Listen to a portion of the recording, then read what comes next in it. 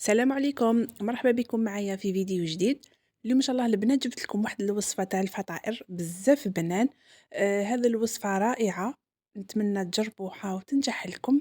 يعني هايله، مقادير جد جد بسيطه، يعني غير بحبه بيض وكاس حليب راح ديري اروع فطائر وبزاف خفاف. نروحوا طريقه التحضير. هنايا عندي زوج مغارف كبار تاع سكر عادي، مغرف كبيره تاع خميره تاع الخبز. هنايا عندي كاس حليب كيما هذايا، يكون حليب يكون دافي. ونحتاجو ثانيك مبشور الليمون ولا مبشور البرتقال راح يعطيكم جو بزاف هايل. كيما شفتوا هذا واش نحتاجو المقادير ماشي بزاف. عندنا هنايا حبه تاع البيض، ونخلطوا مليح هذاك البيض مع الحليب يكون دافي حتى تحسوك شغل يعني الخليط تاعنا يكون ثقيل شويه. بالنسبة للفرينة نحتاجو 2 كيسان ونص تاع فرينة حتى 2 كيسان، والكاس الثالث يعني غير ربع، حوالي 400 غرام تاع فرينة. نعاود لكم 2 كيسان ونص تاع فرينة.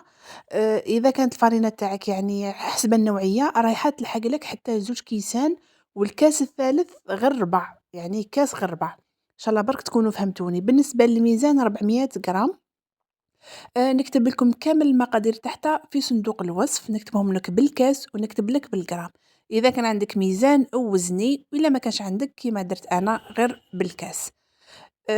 المهم الوصفه البنات راح تنجح لكم مليح. كيما شفتوا انا كان خصني غير شويه تاع الفرينه باش كملت العجينه تاعي. راهي مقادير مضبوطه حتى مع الفرينه. شوفوا البنات، بعد ما ليمت العجينه تاعي تكون شويه فقط تلصق شويه فقط. هنايا عندي مغرف كبيره تاع مارغرين تكون على درجه حراره الغرفه، يعني ماشي من الفريجيدار ديريها ديريكت، راح تصعب لك شويه المهمه. خليها تكون طريه شويه باش تدخل لك بالخف العجينه. هذه المره حاولت اني ندلكها في الغيسيبيون تاعي، ماشي كيما العاده نديرها في هكا فوق الرخامه باش يعني ما تطولناش في الخدمه. حاولوا انكم تدلكوها مليح كي تدخلكم الزبده كيما انايا، وتشوفوا لاباط تاعكم راهي ليس. دلكوها حوالي 2 دقائق هكذاك، يعني حتى تولي لكم رطبه وليس باش تحبسوا.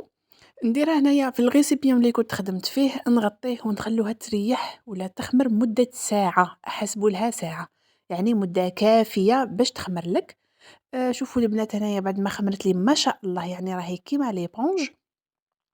نديغازي لها الخميره، يعني نهبط لها الخميره تاعها مليح.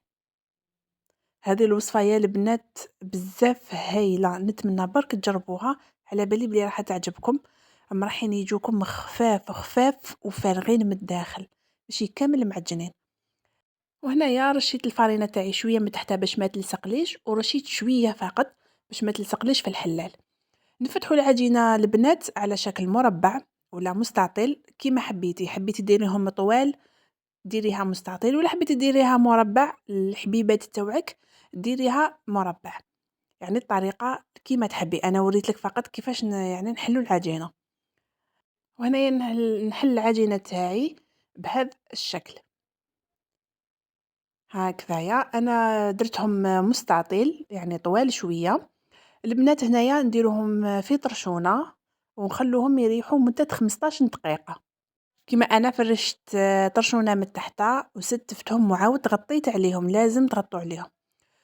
شوفوا البنات هنا بعد ما يريحوا لي 15 دقيقه نديروهم يتقلاو. بالنسبه للزيت خطوه ضروريه البنات، تبعوني مليح.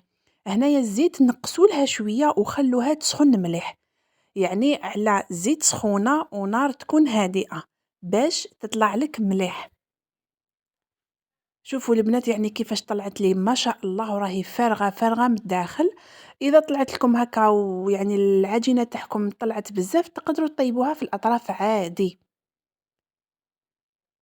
تبعوا برك الخطوه انه الزيت ما تكونش سخونه بزاف باش ما تغصبها لكم. شوفوا كيما انا هنايا تعوجت لي شويه، ولكن طيبها في الاطراف عادي. كيما قلت لكم الزيت تكون سخونه وعلى نار هادئه.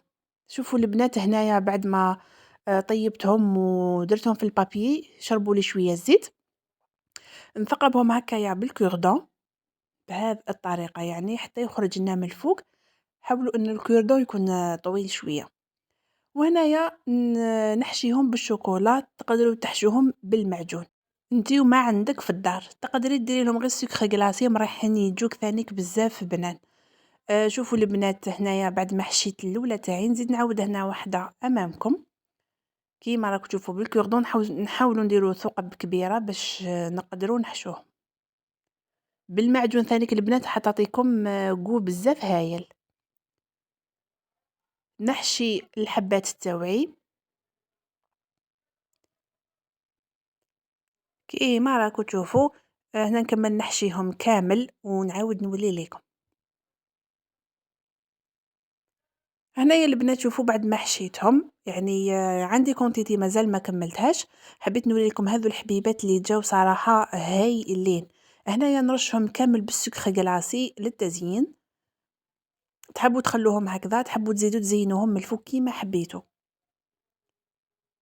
على بالي بلي راح تعجبكم هذه الوصفه يعني مقادير بسيطه شفتوا واش درت. هنايا البنات زيكزاكي تاع بالشوكولا اللي بقات لي هذه الخطوه ثانيك اختياريه حبيتوا ديروا حبيتوا ما ديروهاش كيما حبيتوا. كما راكم تشوفوا هنايا البنات هذوما حبيباتي جاوني ما شاء الله جاوني بزاف شابين خفاف ماشي كامل مزيتين ويجوكم فارغين من الداخل ويجوكم خفاف يعني ما يجوكمش كامل معجنين. هذه هي الوصفة تاعنا تاع اليوم ان شاء الله تكون عجبتكم. اذا عجبتكم خلوا لي جيم. نتلاقى في فيديو اخر ان شاء الله. سلام.